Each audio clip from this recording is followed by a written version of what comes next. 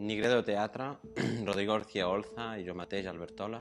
presentem Els missatges dels ocells, que és un taller de narratúrgia.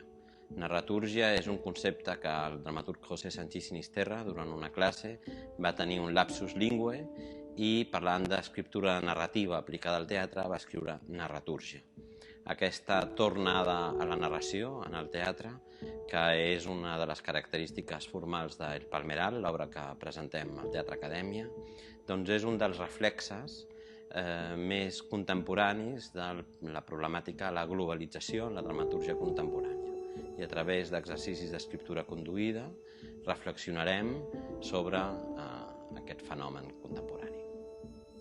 Durante todo el proceso del taller contaremos con la participación de los actores y las actrices de la iniciativa Nuevos Horizontes del Teatro Academia,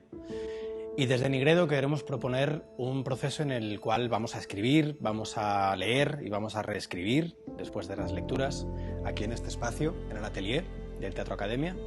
para terminar con una lectura dramatizada que montaremos desde los escombros de una escenografía onírica en el espacio escénico del Teatro Academia.